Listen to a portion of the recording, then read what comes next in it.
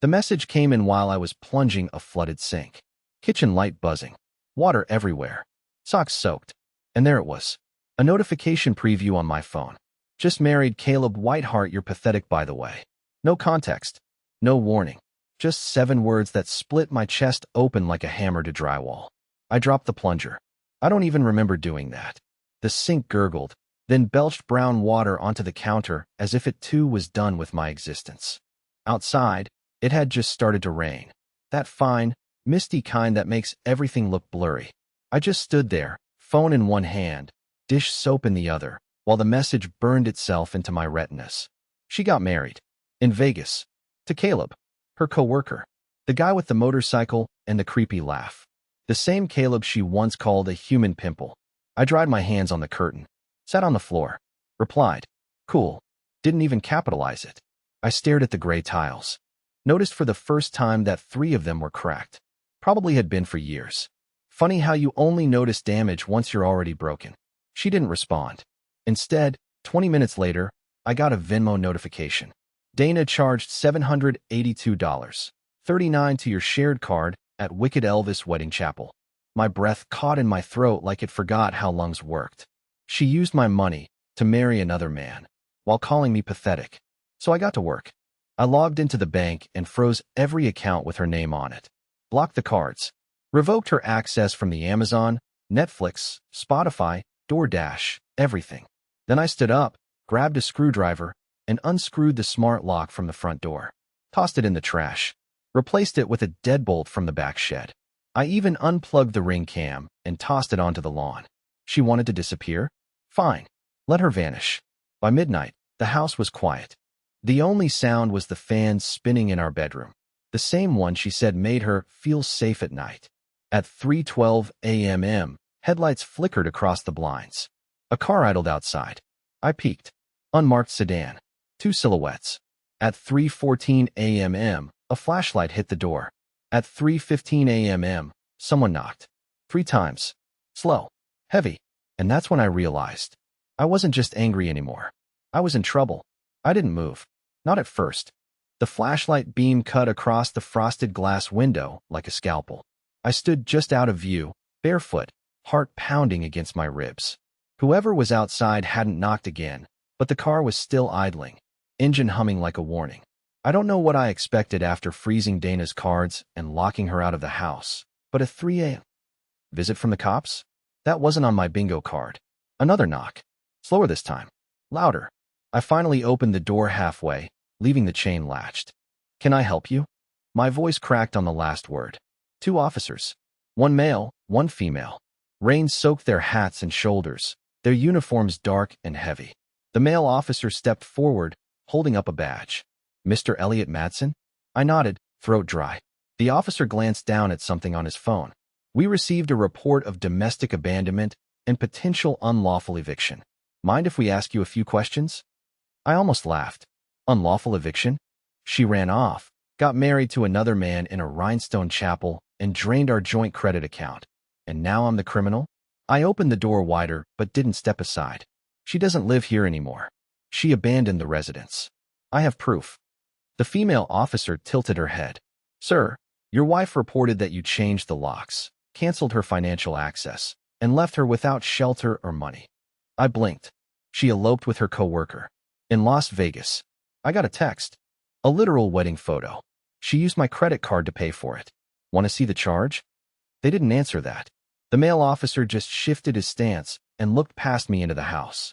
Is anyone else here with you right now? No, I said. Just me. And a very confused cat. He didn't smile. Mind if we come in? I hesitated. Something in my gut screamed not to. But I also knew refusing would only escalate things. I stepped back, let them inside. The house looked exactly like you'd expect from a guy who got ambushed by divorce via emoji.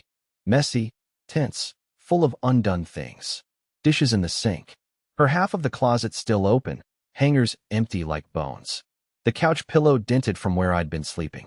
They walked through slowly, politely, professionally, but I could feel the judgment. They were looking for signs of something. Violence, maybe. Control. Maybe she told them I'd been abusive. Maybe she gave them a story where I was the villain. The female officer turned to me near the hallway. Sir, do you have documentation of the card cancellations or evidence she left voluntarily? I opened the junk drawer, pulled out a folder I'd already started. Printouts, screenshots, even a copy of the text. I'd printed it like some pathetic middle-aged boy trying to prove to the principal that the cool kids were mean to him. They flipped through the papers, quiet for a while. Then the male officer exhaled. All right, Mr. Madsen. Based on this, we're not taking any action tonight. But I suggest you speak with an attorney. Your wife may pursue a civil claim, especially if she files for spousal financial abuse. I stared at him. She called me pathetic, then used my money to marry another man. He didn't answer that either. They left a card on the kitchen counter, nodded, and stepped out into the rain. The car rolled down the street and disappeared around the corner. I locked the door, double-checked the deadbolt. Then I sat on the floor and finally let the tears come. It wasn't just the betrayal. It was the silence after. The way someone you love can detonate your life and vanish, leaving you to explain the crater. And I had a feeling she wasn't done with me yet. Not even close. The rain stopped sometime after dawn, but the silence it left behind was louder than any storm. I didn't sleep. I just sat on the couch with a blanket wrapped around me like I was bracing for an earthquake that had already happened. The police visit had left me shaken, but what disturbed me more was how calculated Dana had been. This wasn't some drunken impulsive decision. She had filed claims, legal language, set things in motion like she'd been preparing for months. At 7:48 a.m., I noticed something strange. The basement door was cracked open. Now, that might not sound like a big deal, but I always keep it shut. Always. The cat never goes down there, and I haven't been in the basement since I boxed up our holiday decorations back in January. Dana never went down there either. Said it was too creepy, and she hated the smell. I walked toward the door, heart racing again. I paused at the top of the stairs and flicked the light switch. Nothing. The bulb must have blown. Great. I grabbed my phone and used the flashlight. Slowly, I descended the steps, each creak underfoot making my skin tighten. The air was colder than I remembered. As I reached the bottom, my light caught a flicker of something reflective near the water heater. I moved closer. It was a small suitcase. A pink Samsonite roller bag, Dana's. The same one she'd taken on her work retreats. Only this time, it was here. Hidden. And worse, it wasn't empty. I unzipped it slowly and found several things inside. Her laptop, a thick envelope full of papers, a plastic bag containing an iPhone I didn't recognize, and a USB drive taped to the bottom of the lining. I sat back on the concrete, barely breathing. This wasn't the kind of bag someone packs for a romantic getaway. This was insurance. An escape kit. The kind of thing you stash in case your plan doesn't go the way you want it to. Why would she hide it here? Why leave it behind? I carried the bag upstairs like it was radioactive. The envelope was filled with documents, multiple versions of separation agreements, all signed by her, but not by me. There were photocopies of our house deed, the title to my car, old text messages printed and highlighted, and, I kid you not, a list titled Narrative Points for Court. One bullet point read, Eliot is emotionally neglectful, barely speaks, has control issues money, create examples if needed. I dropped the envelope. That's when I realized Dana had been building a case against me long before she ever set foot in Vegas. Long before the text. Long before Caleb. She wasn't leaving me. She was erasing me. And I had no idea how far she'd already gotten. I plugged in the USB drive next. My hands were shaking, but I needed to know what was on it. Inside were audio recordings.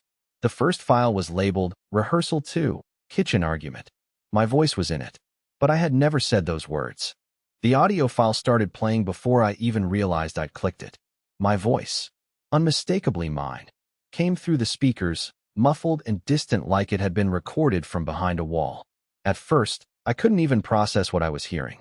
Why do you always twist everything I say? You act like I'm some villain when all I do is provide, Dana. I provide. There was a pause, and then her voice replied, dripping with controlled frustration. Because you never listen, Eliot. You micromanage. You make me feel like a prisoner in my own house. Another pause. Then I heard my voice again, only this time it sounded off, like an impression. You're lucky I haven't just left you here with nothing. I slammed the laptop shut. That never happened. Not that conversation. Not even close. I've raised my voice to Dana maybe 3 times in our entire marriage, and it was always over stupid stuff like whether to refinance the car loan.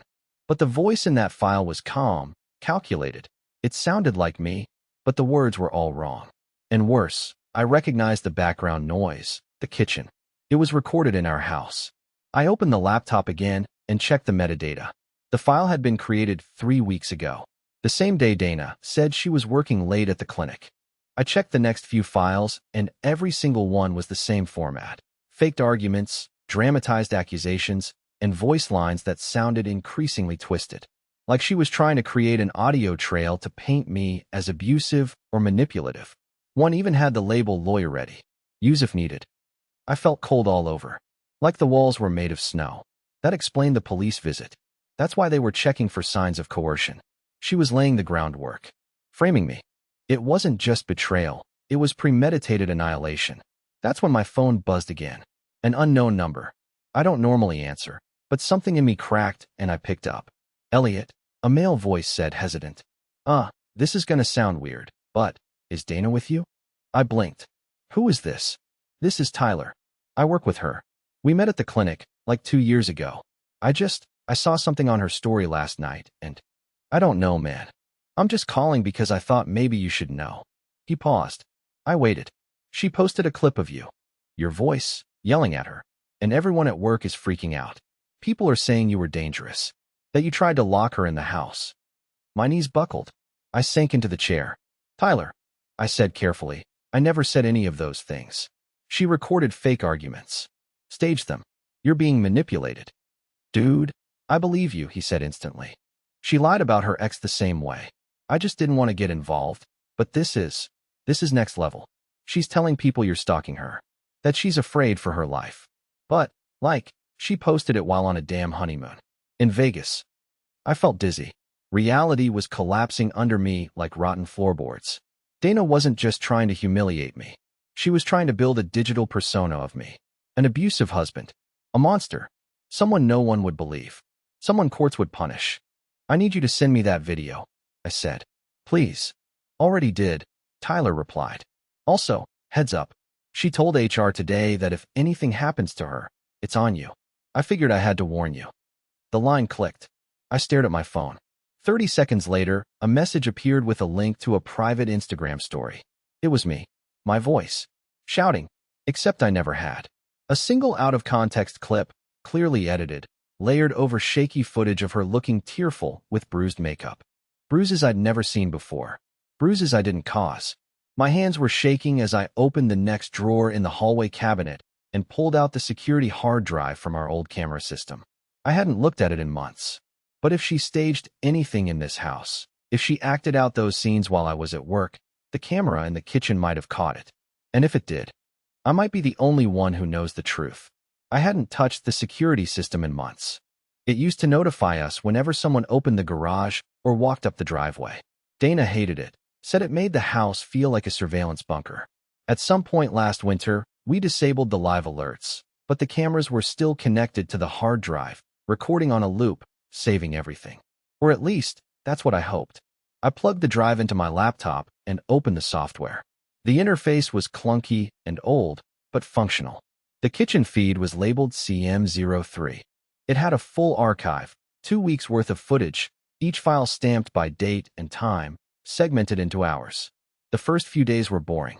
Just me making toast. Dana scrolling her phone. The cat sleeping on the counter, even though she wasn't allowed up there. But then I got to a folder dated Thursday, 3 p.m. to 6 p.m., the same time Dana claimed we had one of our so-called abusive arguments. The file name even matched the timestamp from the audio clip I found earlier. My hands trembled as I pressed play. What I saw made the hair on my arms stand straight up. Dana walked into the frame, wearing a navy hoodie and sweatpants. Casual, unremarkable. She looked around like she was making sure no one was watching, then pulled a small tripod from under the cabinet. She placed it carefully on the kitchen island, angled it just right, and set her phone onto it.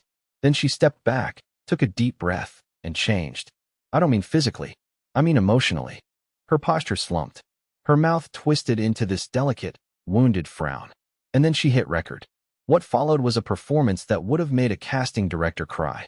She flinched, turned her body, recoiled from nothing. She looked directly at the phone and whispered, "Stop yelling. Please stop yelling." Then she collapsed into the corner by the pantry, crouched low like she was shielding herself from an invisible blow. There was no one else in the room. I checked the timestamp. I was still at work. I had a meeting with the HVAC contractor at that exact moment. I even had the calendar invite to prove it.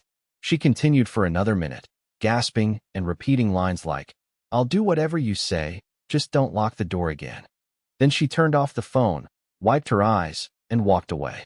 Calm, straight-backed, completely normal, as if none of it had happened. I sat frozen, watching the playback 3 more times, not because I didn't believe it, but because I couldn't fathom the depth of it. This wasn't a spur-of-the-moment lie. It was staged, rehearsed, designed for someone, not me. A court? Her friends? Social media? Whoever it was, she was building a case not to escape me, but to destroy me. I started checking other feeds. In the guest room cam, I found more. Her sitting on the bed, pretending to cry, leaving space beside her like someone was there yelling.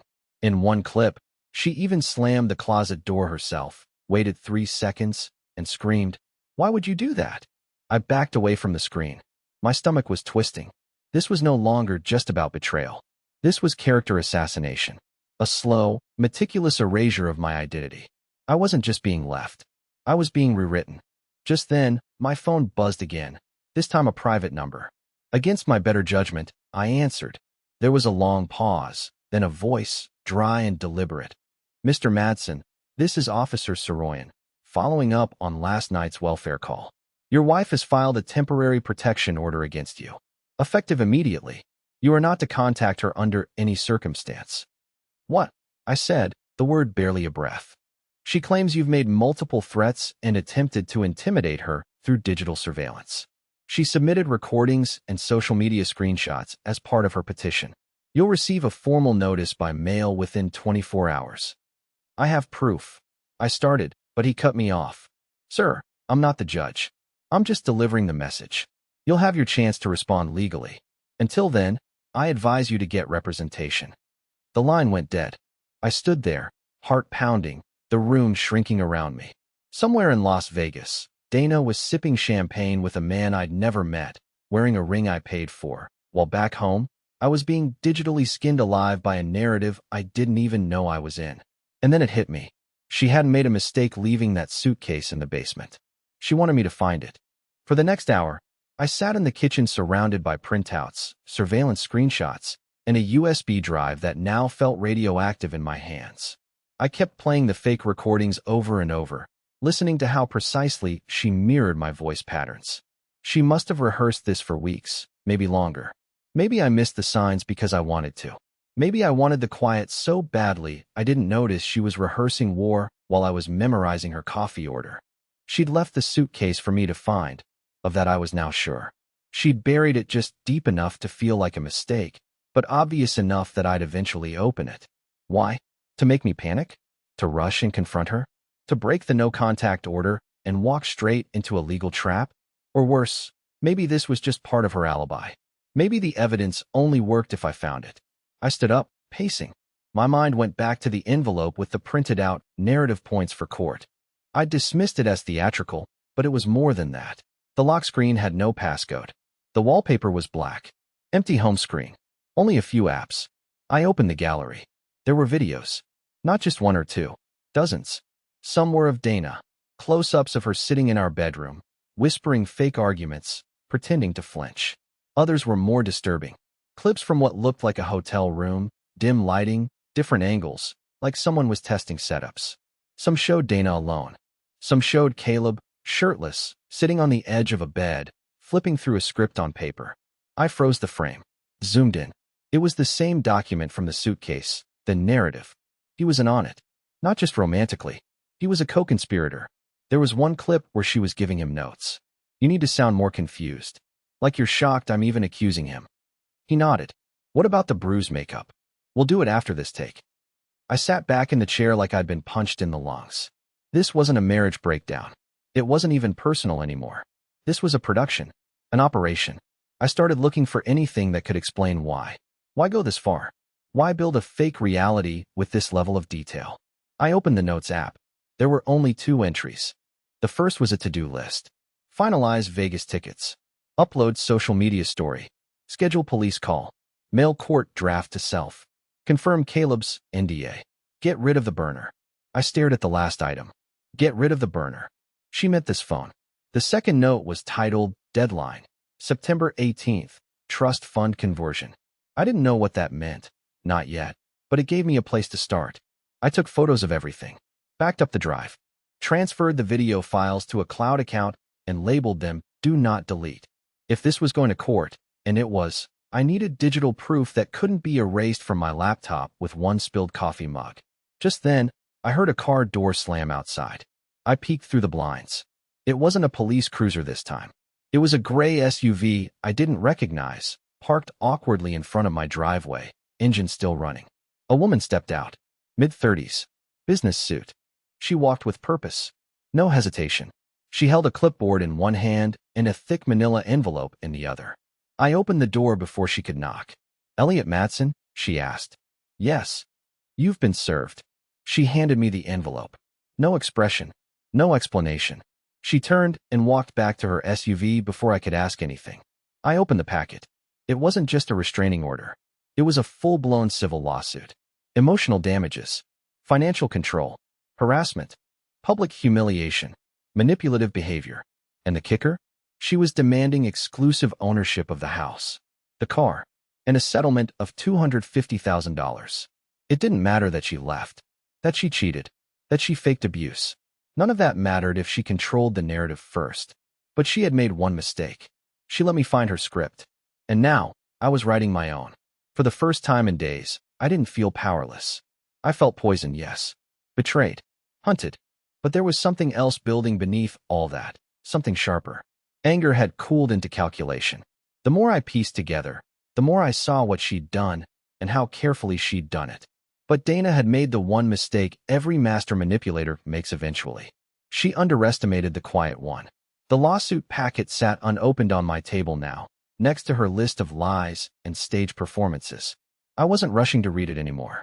I didn't need to. It wasn't her endgame. It was just a step, a legal smokescreen designed to push me into panic. She wanted me to fold, to settle out of fear. But she had no idea I had evidence not just of her betrayal, but of her intent to fabricate it. That changed everything. I called a lawyer. Not a local family lawyer with generic Yelp reviews. I wanted someone who'd gone up against character assassins before. A friend from my college days worked cybersecurity law in Chicago and connected me with a woman named Meredith Voss. When I told her what was happening, she didn't gasp or apologize. She just said one thing that stuck with me. Don't just defend yourself. Document her collapse. Meredith had a plan. The first step was simple. Control the narrative. Not in public. No tweets. No rage posts. No Reddit. Dana wanted spectacle. She wanted drama she could twist. Meredith said no. What we needed was quiet exposure. Truth, stacked neatly, ready to fall like dominoes when the time came. I started organizing the evidence. Every video, every screenshot, every file had to be timestamped, hashed, duplicated, and stored in secure cloud vaults. I mailed copies to Meredith's office and had one locked in a fireproof safe in my garage. Tyler, the coworker who called, agreed to sign a sworn statement detailing what Dana had told others at work. He also confirmed she used a stunt bruise kit she kept in her gym bag. We had photos of it, too. Then we pulled her financials. Dana had been withdrawing small amounts, just under reporting thresholds, for months from an account I forgot existed. It was a savings account we opened 5 years ago and never touched. She'd been bleeding it dry while feeding the joint account just enough to look normal. The withdrawals all coincided with her girls' weekends, which we now suspected were meetings with Caleb and others involved in her what? Scam? Operation? I didn't even know what to call it anymore. There were also insurance documents. Life insurance policies, one of which had recently been modified, beneficiaries changed, limits adjusted. The chilling part? The clause about death by suicide had been restructured to include exceptions. Dana had made me look suicidal in her recordings, in case anything happened. She was building a story where I took my own life after tormenting her. I'd been living in a narrative built for my disappearance. But now I was present, loud in the silence, careful in the chaos. And then, Dana made her next move. I received a certified letter at 10 a.m. a.m. the next morning from a firm in Nevada. Inside was a notice. A preliminary media inquiry had been filed by a documentary production company. Dana had given them a domestic abuse story as a pitch, complete with sample videos, tearful voice memos, and an outline of her trauma from silent suffering to brave escape. She hadn't just lied. She was monetizing it. The production company had accepted her pitch. She had already recorded a first interview. This wasn't just a character attack. It was a business model. Meredith laughed when I told her. Let her keep building the stage, she said. We'll give her the audience she never planned on. That night, I uploaded a single video to a private YouTube channel titled, For Legal Record Only, No Distribution. Unlisted. Password protected. It was a 30-minute walkthrough of the fake audio clips, cut against the surveillance footage that disproved every one of them. At the end, I simply said, this is the story no one asked for. But it's the truth she thought I'd be too weak to tell. We shared it with her legal team. 24 hours later, Dana's attorney dropped her case. But Dana? She doubled down. She posted a Q&A on her Instagram story about surviving trauma.